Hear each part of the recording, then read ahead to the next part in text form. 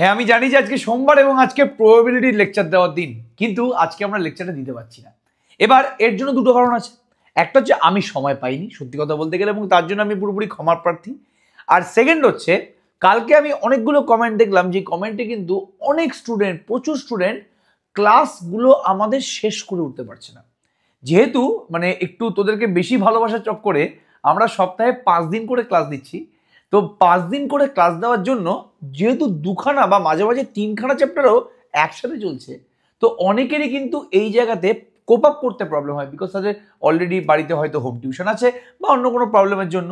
তো এক সপ্তাহে যদি 5টা করে ক্লাস দেওয়া হয়, সবসময় সবার পক্ষে সেটা করা সম্ভব না। তো আজকের দিনটা একটু ব্রেক দিলাম, এবং আজকের দিনটা ব্রেক দিলাম এটা ভেবে না যে তোদের ব্যাকলগ আছে, তবে আমার সময় না থাকার জন্য আজকে তোরা ব্রেকটা পেলি। তবে অবশ্যই আমি চেষ্টা করব যে কালকে একটা লেকচার দেওয়ার, যদি কালকে আমাদের লেকচার দেওয়ার ডেট নিই, আর যদি কালকে না পারি তাহলে বুধবার দিন তো আমাদের লেকচার এমনিতেই আসছে, এবং বৃহস্পতিবার তো আমাদের লাইভ ক্লাস আছেই।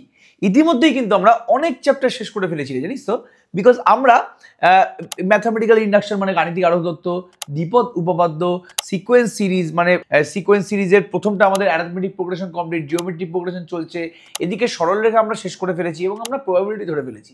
আমাদের কিন্তু আর বেশি সিলেবাস বাকি নেই রে খুব একটা।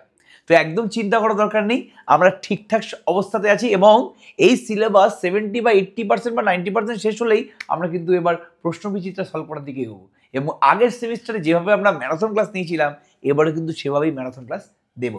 সবাইকে অল দ্য বেস্ট, ফাটিয়ে